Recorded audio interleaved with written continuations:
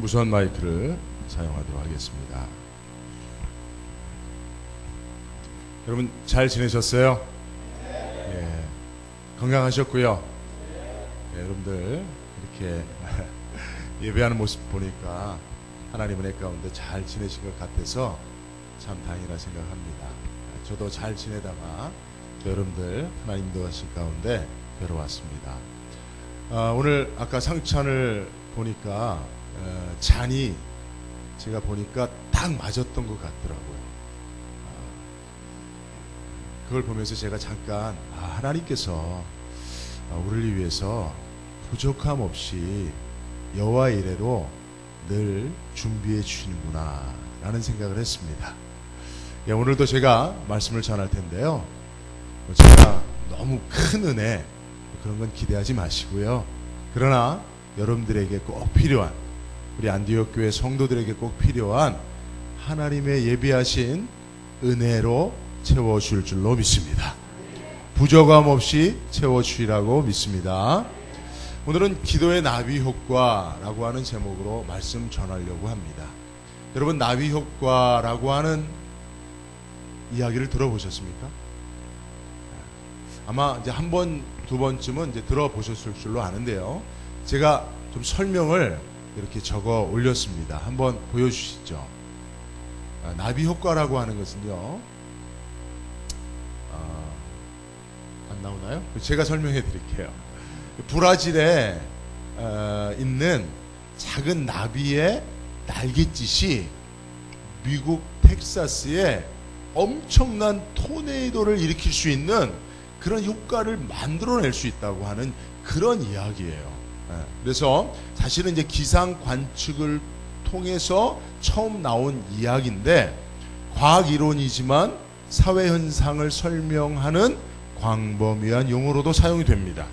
그래서 미세한 변화나 작은 사건이 추후에 예상하지 못한 엄청난 결과를 만들어낼 수 있다는 거거든요. 그래서 흔히 예를 드는 게 이런 거예요. 2011년도인가요? 미국의 한 신용평가 회사가 미국 국가의 신용평가 등급을 3A, AAA에서 AA 플러스로 그냥 한 등급 이렇게 낮췄어요.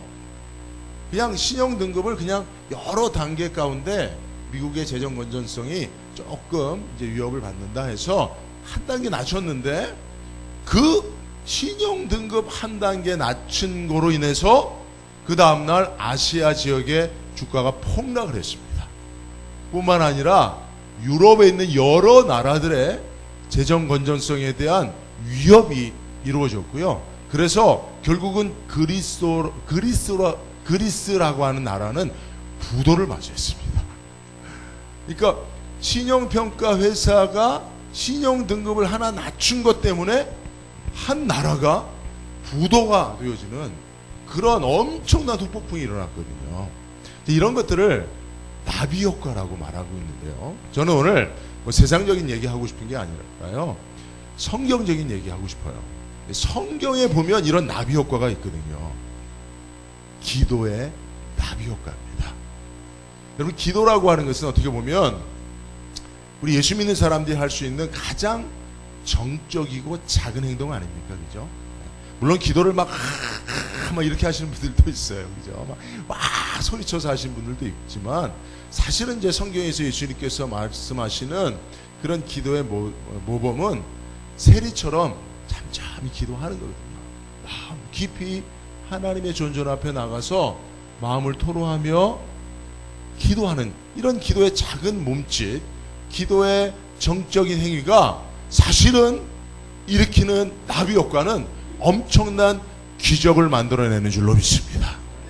오늘 우리가 읽었던 성경 말씀에도요, 기도가 만들어내는 나비 효과로서의 기적이 두 가지 사건이 기록되어 있거든요.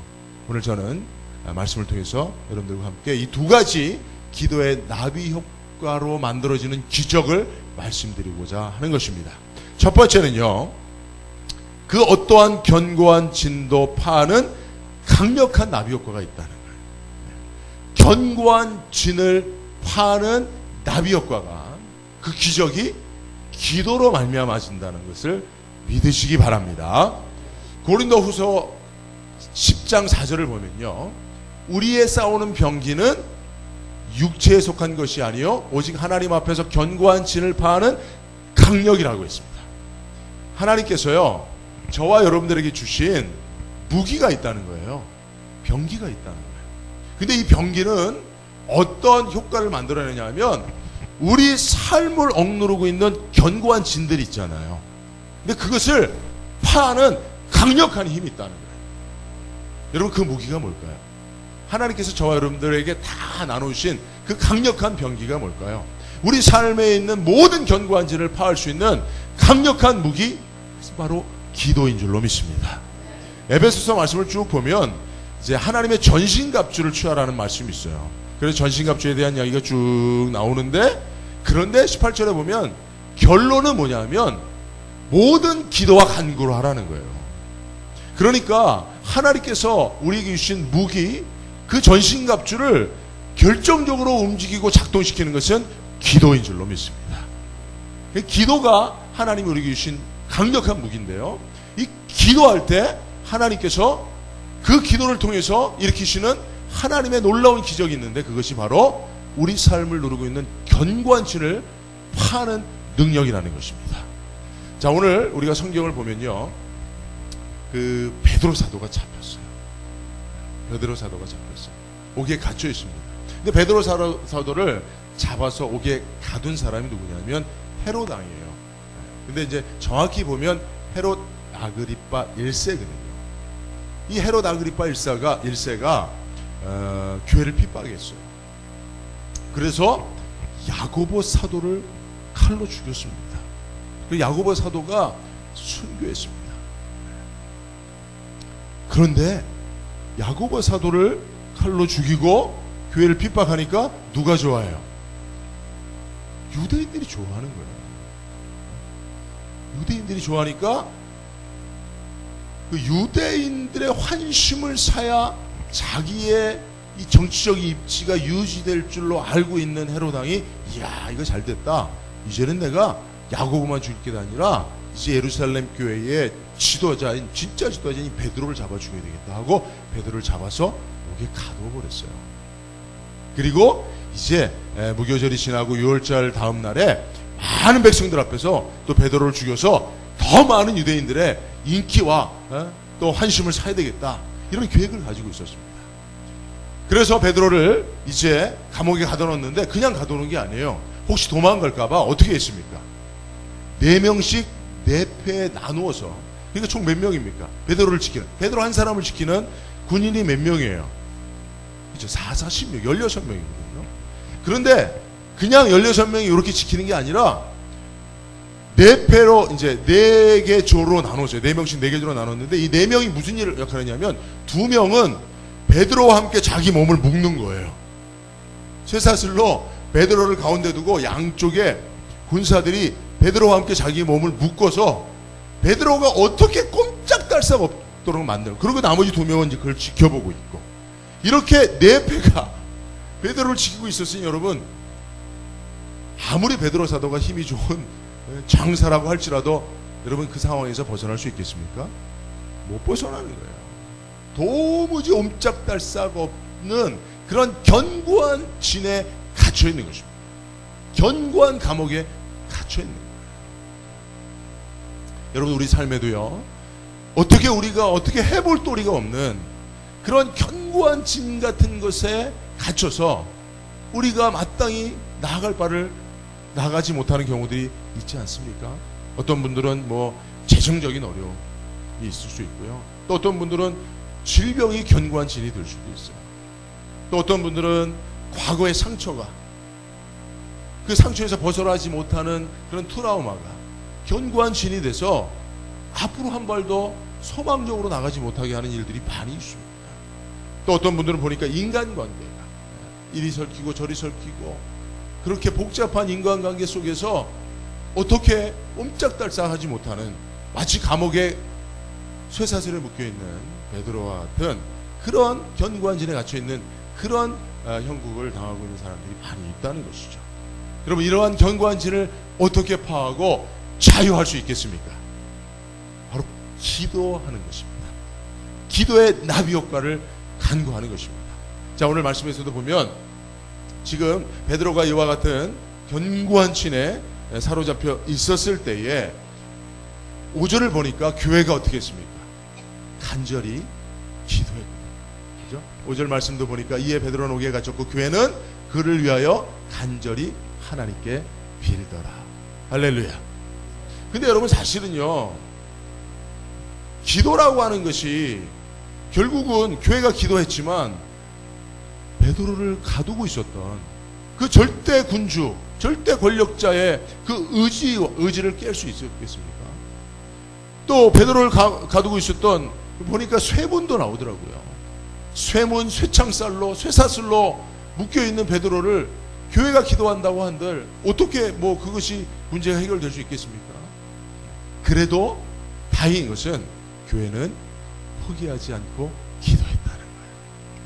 여러분, 어떻게 보면요, 우리가 기도한다고 한들 우리 삶을 억누르고 있는 그런 견고한 진에서 우리가 자유할 수 있을까? 어찌 보면 별로 소망스럽지 않게 여겨질 수도 있습니다. 그럼에도 불구하고 기도를 포기하지 아니하면 반드시 하나님께서 그 기도 가운데 역사하시되 기도의 작은 몸짓이 엄청난 기도의 나비 효과로 기적을 이루어내는 줄로 믿습니다. 그래서 베드로가, 여러분 말씀을 보면 17절에 보니까 기도의 나비 효과가 이제 나타나기 시작하는 거예요. 그죠? 절망만이 가득한 어두운 감옥에 환한 빛이 비추어졌습니다. 7절을 보니까 후련히 주의 사자가 나타나며 옥중에 광채가 빛났어요. 그리고 이어서 쇠사슬이 풀어지고 겹겹이 채워진 옥문들이 열려지고 베드로가 자유의 몸이 된 줄로 믿습니다. 10절 말씀을 보니까 이에 첫째와 둘째 파수를 지나 시내로 통한 쇠문에 이르니, 여러분 이 말씀을 생각해 보면요, 상상해 보면 이게 베드로가요 스스로의 힘으로는요, 교회가 자신의 능력으로는 도무지 베드로를 자유롭게 할 수 없는 그런 상황이었던 것을 보여주고 있는 것입니다. 그런데 첫째와 둘째 파수를 지나 시내로 통한 쇠문에 이르니 문이 저절로 열리는지라. 할렐루야. 그래서 베드로가 자유케 된 거예요. 이 모든 기적이, 이 견고한 진을 파는 기적이 무엇을 통하여 이루어졌다고요? 기도를 통해서 이루어졌어요. 기도를 통해서. 저도 이런 경험이 많습니다. 저도 이런 간증이 많습니다. 사실 오늘 주일 예배니까 또 성찬도 했기 때문에 사실 이런 간증들을 다 하면 여러분들 아마 좀 힘들고 지루하실 수도 있는데, 근데 그런 생각도 해봤어요. 내일이 그 휴일이잖아요, 노동절. 그죠? 여러분들 내일 일도 안 하는데 오늘 그냥 예배 한참 좀 편안하게 드리고 가면 어떨까, 이런 생각도 해봤는데, 여러분 혹시 동의하십니까? 네, 동의하신 분이 많지는 않으신 것 같아요. 근데 짧게 말씀드리면요, 제가 이제 그 경기도 안양에 개척을 했어요. 상가 3층에 개척을 했습니다. 3층에 개척을 했는데 제 동기 목사님이 2층에 개척하라 그랬거든요. 2층에 목사님 그냥 1층이면 좋은데 1층은 어디 비싸니까 할 수 있으면 그냥 2층에 하라 그랬어요. 근데 목사님 3층도 괜찮아요. 제가 그때는 자신이 있었거든요. 제가 개척하면 하나님께서 구름대같이 벌떼같이 사람들 몰려 오게 하실 줄로 확실히 믿고, 제가 기도할 때마다 하나님께서 그 지역을 너에게 주었다라고 하는 말씀을 주셔서 3층에 개척을 했어요. 근데 아무도 안 찾아오더라고요. 이야, 2층에 하길 했으면 찾아왔을려나 모르겠습니다만, 어쨌든 스스로 개척교회 문을 열고 들어온 사람이 거의 없었어요. 진짜 거의 없었어요. 그래도 기도를 열심히 했습니다. 새벽마다 한 3시간씩 기도하고 저녁에 또 한 3시간씩. 그때 제가 조금 어느 목사님이 기도를 해야 된다라고 하는 이야기에 제가 감동을 받아서 새벽으로 저녁으로 하루에 하여튼 최소한 6시간씩 기도를 했어요. 기도하니까 하나님 역사하셔서 전도가 잘 이루어졌어요. 그래갖고 짧은 시간에 성도들이 좀 채워졌습니다. 그래서 하나님 은혜로 교회를, 예배당을 이전해야 될 그런 필요가 생겼어요. 그래갖고 또 하나님께서 그때 특별한 기적을 베풀어 주셔서 또 예배당을 이전할 수 있는 그런 재원도 마련해 주셨습니다. 그래서 안 가본 곳이 없습니다. 안 가본 곳이 없어요. 근데 이제 김한우 목사님하고도 많이 같이 돌아다녔어요. 김한우 목사님도 또 예배당 인전한다고, 또 제가 이전한다고 하니까 자기도 이전해야 되겠다고 그래갖고 막 같이, 하여튼 뭐 안양의 복덕방이랑 복덕방을 다 돌아다녔어요. 그런데 하나님께서 예비하신 곳이 있었는데, 그것이 뭐냐면 저희가 상가를 개척하고 그 바로 길 건너, 그냥 그 조그만 골목인데요, 골목 거기에 빈 공터가 하나 있었거든요. 근데 하나님께서 결국 그거를 주시더라고요. 근데 그게 왜 저에게 주어졌냐면, 사모하고 저하고 항상 그 이제 기도하고 낮에 전도하고 갔다 와서 밥 먹고 그 상가 창문을 열고 그렇게 바라보면 그 땅이 보였거든요. 그 땅이 보이면 사모 그냥 지나가는 말로 그랬어요. 뭐 하나님께 저 땅을 주시면 좋겠다 그런 얘기를 했었어요. 근데 하나님께 그거를 기도로 들으신 거예요. 저희가 막 그 땅 달라고 기도한 적 없어요. 근데 그냥 기도하는 마음으로 사모랑 이렇게 나눈 대화를 하나님께서 기도로 들으셨더라고요. 그래서 놀라운 기도의 나비 효과로 기적을 베풀어 주신 줄로 믿습니다. 그래서 그 땅을 구입을 이제 계약을 했어요. 근데 거기 안에 견고한 진이 있었습니다. 견고한 진이 있었어요. 알고 봤더니 그 땅이요, 한 150평 정도 채 안 되는 땅인데, 그 땅의 소유주가 22명이 23개 지분으로 나눠져 있는 땅이더라고요. 와, 그 대표되는 조합장님하고 제가 계약을 했어요. 근데 조합장님이 다 동의 받아놨다는 거예요. 난 그 말 믿고, 지금은 저는 그 말 안 믿습니다. 근데 그때는 제가 좀 더 순진했거든요. 30대고요. 뭐 이렇게 부동산 거래를 전혀 해본 경험이 없는 그런 아주 사회 초년병이었어요. 그러다 보니까 그런 실수를 한 거예요. 그래서 계약금을 덜썩 줬죠. 뭐 또 계약 파기하지 않으려고 그냥 계약금 많이 줘버렸죠, 그냥.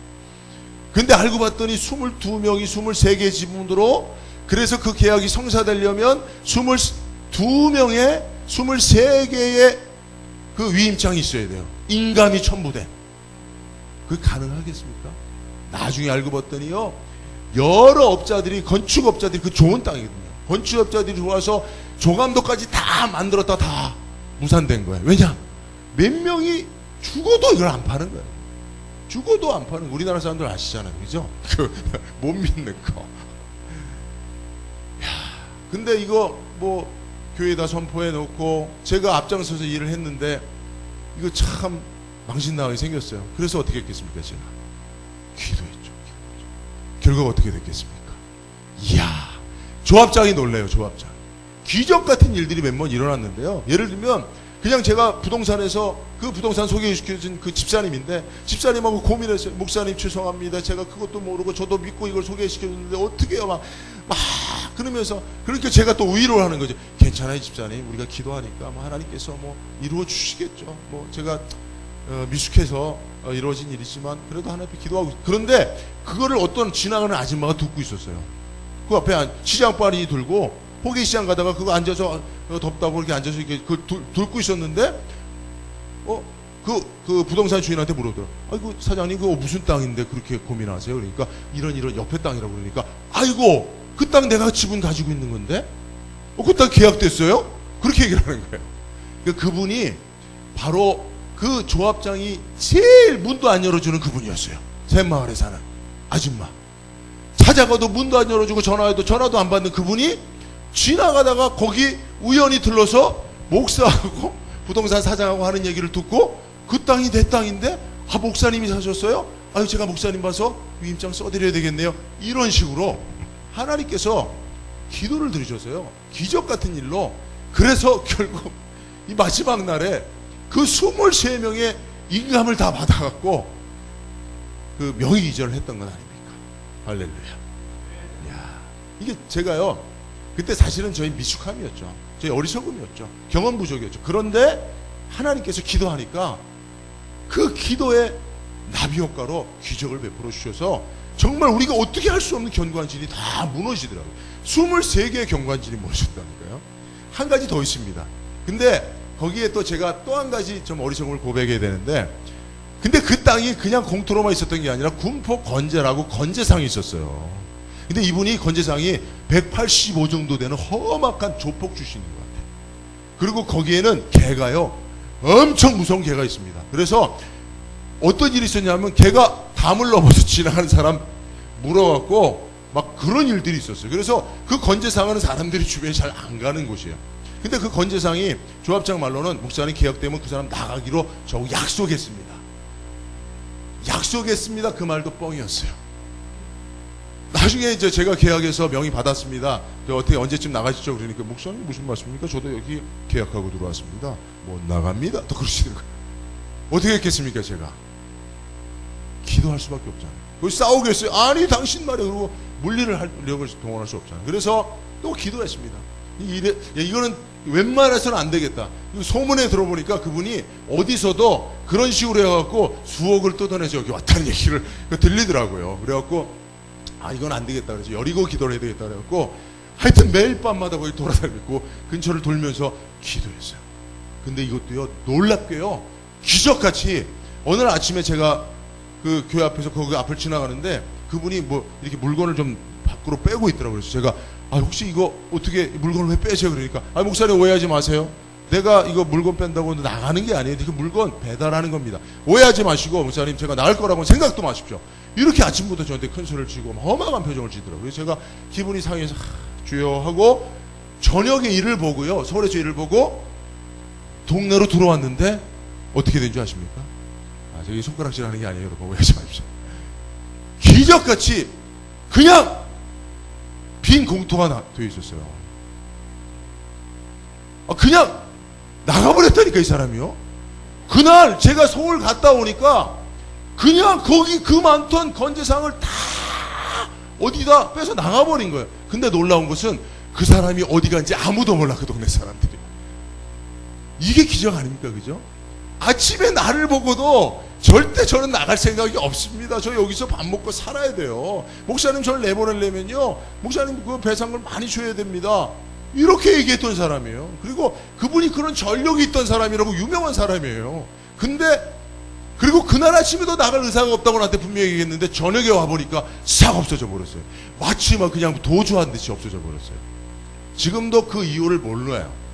지금도 그분이 어디 갔는지 그의 전화 오는 얘기로는 충청도 어디쯤으로 내려갔다는 얘기는 전해 들어오더라고요. 여러분 이게 무슨 효과겠습니까? 기도 효과예요. 기도하니까 하나님이 어리석은 목사의 기도를 들으셔서 하나님께서 역사를 일으켜 주신 것인 줄로 믿습니다. 여러분 기도하면요, 기도는 작은 것일 수 있습니다. 기도는 정적인 것일 수 있습니다. 기도는 어떻게 보면 아무런 효과도 없을 수 있습니다.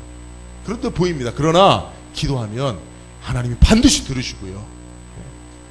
우리가 그냥 주고받는 대화도 하나님께서 기도로 들으시면 하나님께서 기적을 베풀어 주시는데, 저와 여러분들의 삶을 누르고 있는 어떠한 견고한 진도, 반은 강력한 능력을 저와 여러분들이 허락해 주실 줄로 믿습니다.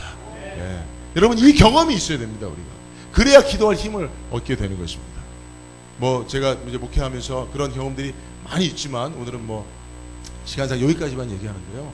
오늘 본문의 말씀도 그것을 우리에게 가르쳐 주는 거예요. 교회가 기도하니까 어떻게 보면 그 세상 권력 앞에, 그죠? 그 사회를 지배하고 있는 그 절대 다수의 유대인들 앞에, 그 힘 앞에 교회는 연약한 거예요. 아무것도 할 수 없는, 그래서 기도한 것일 수밖에 없습니다.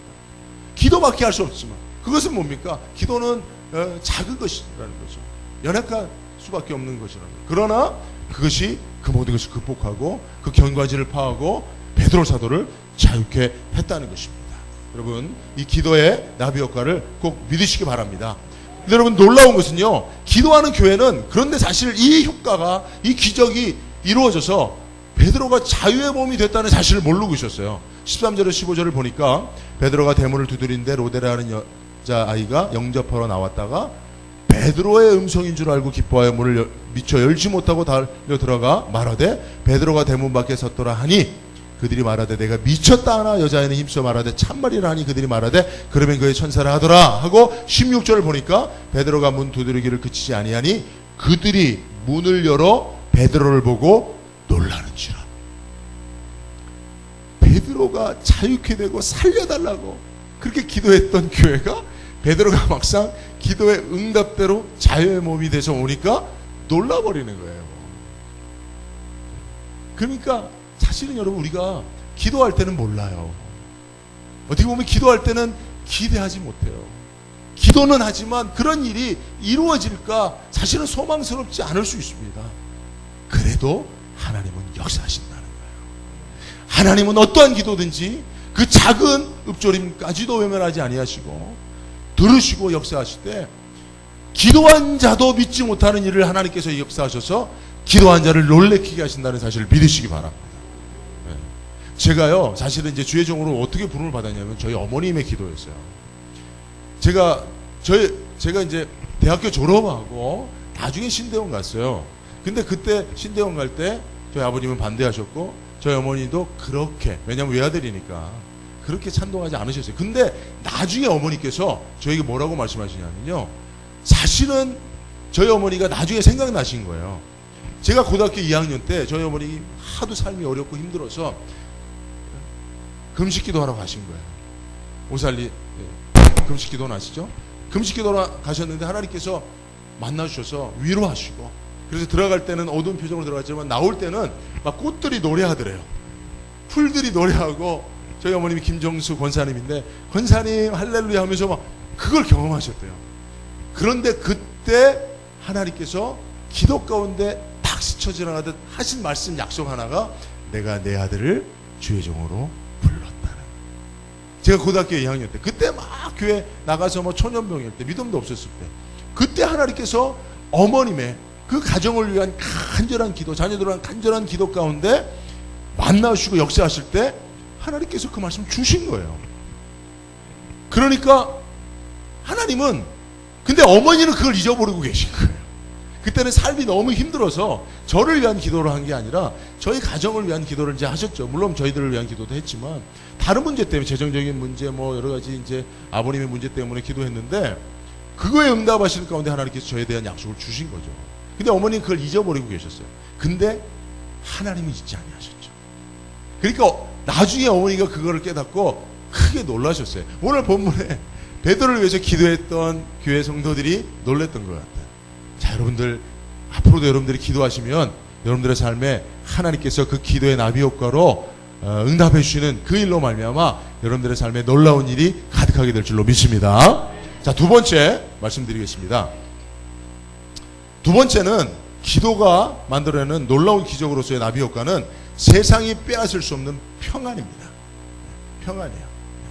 자, 여러분, 사실 오늘 본문 속에 베드로가 그 강력한 견고한 진을 파하고 자유의 몸이 된 것도 기적이지만 더 큰 기적이 하나 있습니다. 더 큰 기적이 하나 있습니다. 뭔지 아시겠습니까? 6절 7절 말씀 가운데 있습니다. 자, 6절 7절 우리 혹시 같이 한번 읽어보도록 하겠습니다. 성경을 보시고 한번 있습니다. 앞에도 참조하시고 시작. 헤롯이 잡아내려고 하는 그 전날 밤에 베드로가 두 군인 틈에서 두 쇠사슬에 매어 누워 자는데 바수꾼들이 문 밖에서 옥을 지키더니 호련히 주의 사자가 나타나며 옥중의 광채가 빛나며 또 베드로의 옆구리를 쳐 깨워 이르되 급히 일어나라 하니 쇠사슬이 그 손에서 벗어지더라. 여러분, 지금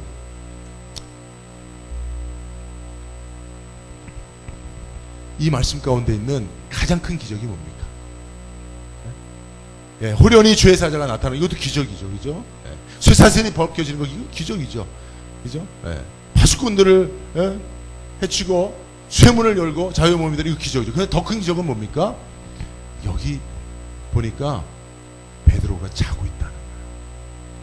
이 상황 속에서 베드로가 자고 있다는 거, 이게 기적 아닙니까?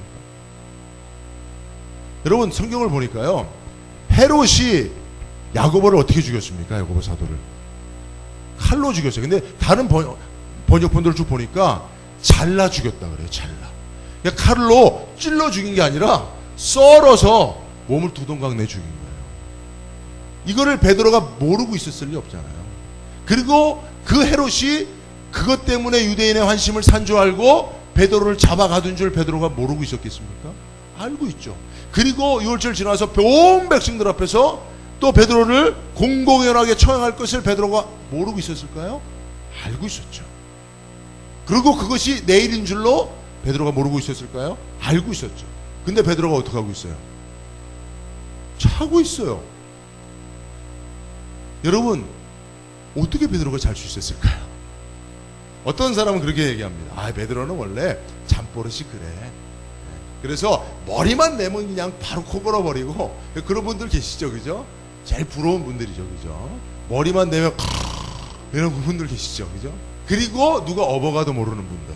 아마 베드로가 잠버릇이 그랬을 거야 라고 이야기하는 분들도 계시지만, 사실은 아무리 그런 사람이라도요, 혼자 자는 것도 아니에요. 침대에서 자는 것 아닙니다, 그죠?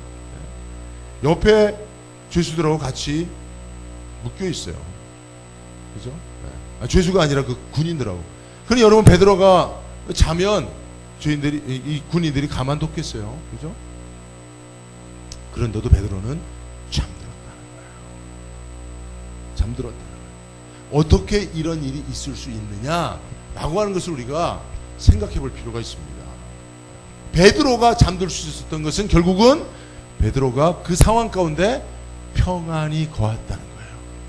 그 상황 속에서도 베드로는 평안을 빼앗기지 않았다는 겁니다.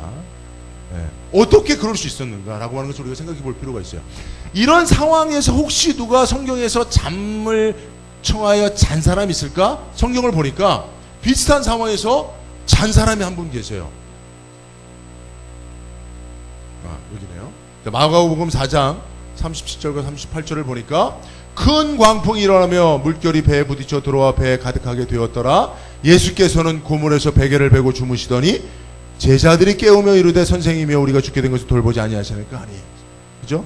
여러분, 이 마가복음 4장 30절을 보니까 예수님과 제자들이 탄 배가 큰 광풍을 만났어요. 물결이 배에 부딪혀서 그냥 파도가 크니까 배에 물이 가득하게 된 거예요. 여러분, 배 타보셨습니까? 네. 여러분, 이게 무슨 뭐 몇만 톤급 그런 뭐 크루즈가 아니잖아요, 그죠? 유람선이 아니에요, 그죠? 나무로 만든 목선 아닙니까? 뭐 당시 무슨 동력이 있었겠습니까? 그런데 이런 배가 바다에서 큰 광풍을 만나면 죽는 거죠. 그런데 그 배에 물이 가득할 정도면 뭐 그 안에 있는 사람들은 우리 죽었다 싶은 거예요. 그래서 제자들이 난리가 난 거예요. 근데 이런 상황 가운데 예수님 뭐 하고 계셨어요? 주무시고 계셨다니까요. 주무시고 계셨다니까요. 고물에서 베개를 메고 주무신 제자들이 깨우자 비로소 일어나셨다는 겁니다. 예수님께서 이런 상황에서 주무실 수 있었던 건 무엇입니까? 예수님 안에 있었던 평안이죠. 세상이, 큰 광풍이, 그 어떤 위험도 빼앗아갈 수 없는 평안입니다.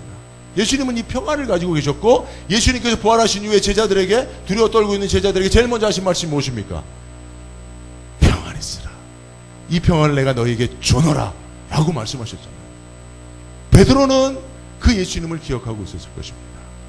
그리고 베드로가 절대로 잊을 수 없는 것이 바로 한 장면이 있는데, 예수님께서 죽기 전에 뭐 하셨습니까? 십자가에 달려 이제 잡혀서 돌아가시기 전에 뭐 하셨죠? 겟세마네 동산에서 기도하셨어요. 그죠? 그때 누가 동행했습니까? 베드로, 야고보, 요한이 동행했어요. 예수님이 그 다음날 돌아가셨잖아요, 그죠? 십자가의 형으로 죽으셨잖아요. 근데 그때 기도하셨어요. 그리고 그 이후에 어떻게 하셨습니까? 도주장에 끌려가는 어린 양처럼 잠잠히 십자가를 쥐고 평안한 가운데 그 십자가를 받아들여 죽음에 이르게 된 것을 누가 봤어요? 베드로가 보고. 똑같은 상황이에요. 내일이면 죽습니다. 베드로도 예수님처럼 내일이면 죽습니다. 그때 베드로가 뭐 했겠습니까? 겟세마네 동산에 예수님처럼 기도했겠죠. 그때 베드로는 기도 못했어요. 그러나 이제 베드로는 성령 받고 변화됐어요. 예수님의 영으로 충만한 사도가 되었습니다. 그래서 예수님을 본받아 성령께서 그것을 기억나게 하셨겠죠. 아, 그래, 나도 내 이름은 죽겠지만 나도 그때 예수님처럼 기도하자. 그리고 내가 죽으면 어떻게 맞이할 것인가? 예수님처럼 맞이해야 되겠지. 살려달라, 살려달라, 그렇게 악을 쓰지 말고 나도 예수님처럼 잠잠히 그 죽음을 받아들여야지. 그러면서 베드로가 또 떠올렸던 한 사람이 있었을 거라고 저는 확신합니다. 누굴까요? 스데반 집사님. 스데반 집사님이 어떻게 순교하셨습니까? 사도행전 7장 59절에서 60절을 보면 그들이 돌로 스데반을 치니 스데반이 부르짖어 이르되 주 예수여 내 영혼을 받으시옵소서 하고 무릎을 꿇고 크게 불러 이르되 주여 이 죄인을 그들에게 돌리지 마옵소서 이 말을 하고 자니라. 여러분, 스데반 집사님이 어떻게 돌아가셨어요? 어떻게 순교하셨어요? 제가 세도반 집사님은 여러분들이 지금 돌을 하나씩 들고 저한테 딱 던지고 있는 거예요. 죽을 때까지. 그래서 막 머리 깨지고 눈 터지고 막 뼈 부서지고 이빨 막 다 나가고, 그죠? 옥수수 털리고 막 이러고 있는 상황이죠. 그래서 죽고 돌아가셨어요. 순교하셨어요. 근데 성경은 그 세도반 집사님이 어떻게 해요? 이 말을 하고 잔다라고 표현하고 있어요. 사실은 세도반 집사님이 잔 건 아니죠. 그러나 마치 잠을 자는 듯 평안한 가운데 순교의 잔을 마신 것을 성경이 이야기하고 있습니다. 그러니 여러분, 베드로 사도가 교회 리더 아닙니까? 그리고 어떻게 보면 물론 뭐 위아래는 없지만 질서상 사도 밑으로 그 집사님들이 세워진 것 아닙니까? 그 집사님 한 분이 순교의 잔을 이렇게 마셨는데 내가 내일 죽는다고 악을 쓸 수 있겠는가? 기도하여 예수님으로부터 이 평안을 얻고 베드로도 잠을 잔 줄로 믿습니다. 여러분, 이게 기적이에요. 여러분, 오늘날 세상에서 저와 여러분들에게, 교회에게, 성도들에게 원하는 게 뭡니까? 바로 이 기적 아니겠습니까? 어떤 고난 가운데서도 여러분, 고난의 문제를 기도를 통한 기적으로 해결한다고 해서 그 고난이 영원히 끝납니까? 아니에요. 그래서 때로는 우리가 기도하여서 기도의 나비 효과로 일으키는 기적으로 우리 삶의 고난의 견관지를 파는 강력한 힘을 얻고 견관지를 파는 그런 삶을 살아야 함에도 불구하고 우리가 더 하나님 앞에 구하고 간구해야 될 기적이 있다면 이 평안인 줄로 믿습니다. 네. 안디옥교회 성도님들이 평안을 누리실 수 있길 바랍니다. 네. 그래서 여러분들의 삶에 정말 죽음과 같은 고난이 찾아온다 할지라도 베드로처럼 내일 죽음이 찾아와도, 내일 고난이 우리의 삶을 엄습해도 난 오늘 주 안에서 평안히 자리라. 잠잘 수 있는 이런 평안. 여러분, 이런 모습을 여러분들이 견지해 나간다면요, 세상이 여러분들을 보고 하나님 앞에 나오지 않을 수가 없을 거예요. 세상에는 불안과 염려가 가득하잖아요. 하루라도 불안과 염려 없이 잠들 수 없는 사람들이 세상 사람들 아닙니까? 그런데 똑같은 삶을 사는, 똑같은 환경 속에서 살아가는, 똑같은 고난 속에 살아가는 저와 여러분들이 평안 가운데 잠들고 깰 수 있다면 여러분, 세상 사람들이 그것에 감동받지 않겠습니까? 우리는 이 평안을, 이 기도를 통해서 얻는 이 평안을 세상 사람들로부터 세상들에게 보여줄 필요가 있는 것입니다. 빌립보서 4장 6절 7절에 보면 아무것도 염려하지 말고 다만 모든 일에 기도와 간구로 너희 구할 것을 감사함으로 하나님께 아뢰라. 그리하면 모든 지각에 뛰어난 하나님의 평강이 그리스도 예수 안에서 너희 마음과 생각을 지키시리라. 아멘. 염려하지 말고 기도하면 하나님이 주시는 선물이 뭐예요? 약속이 뭐예요? 평강. 평강을 주신다는 약속입니다. 자, 말씀을 맺도록 하겠습니다. 여러분, 사도행전은 세 가지 기둥이 있어요. 6장과 12장과 19장에 세 가지 기둥이 세워 있는데 그 기둥 같은 말씀이 뭐냐면 하나님의 말씀이 왕성하니라. 하나님의 말씀이 흥왕하더라. 하나님의 말씀이 흥왕하더라는 거예요. 이것이 사도행전에 을 바치고 있는 가장 중요한 세 가지 기둥인데요. 오늘 본문의 말씀 이후에 바로 하나님의 말씀이 흥왕하여 더하더라는 말씀이 24절이죠. 몇 절입니까? 그죠? 24절에 하나님의 말씀은 흥왕하여 더하더라라는 말씀이 기록되어 있습니다. 사실은 여러분 6장에 있는 말씀이나 19장에 있는 말씀도 보면 전후 문맥을 따져보면 어떤 때 하나님의 말씀이 왕성하고 흥왕하여 더하여 초대교회가 하나님이 주신 사명을 땅끝까지 이뤄내 증인되라고 하는 사명을 감당했냐면 바로 이런 엄청난 핍박과 고난 속에서도 기도를 통하여 하나님이 주시는 나비 효과로서의 평강을 가지고 고난에도 불구하고 예수님이 걸어가셨던 그 길을 따라갔던 사도와 성도들의 발자취 다음에 이 말씀이 있었습니다. 지금도 여러분 우리 안디옥 교회 또 이 이민교회 하나님의 말씀이 흥왕하여 더하여지는 역사는 어떠한 삶의 고난 속에서도 기도를 통하여 우리에게 맡겨주신 성도의 사명, 교회의 사명을 묵묵히 포기하지 않고 평안한 가운데 치고 그 길을 걸어가는 자들의 성도들의 발자취를 통해서 이루어지는 줄로 믿습니다. 오늘 이 평강이 여러분들의 삶에, 여러분들의 심령에, 여러분들의 가정에 또 이 교회 가운데 충만히 이루어지기를 주님의 이름으로 축원합니다. 기도하겠습니다. 걸어가신 하나님 감사합니다. 오늘 사랑하는 성도들에게 귀한 말씀 허락하시니 감사합니다. 베드로 사도가 또 교회가 기도를 통해서 이뤄낸 놀라운 기도의 나비 효과로서의 기적을 두 가지를 살펴보았습니다.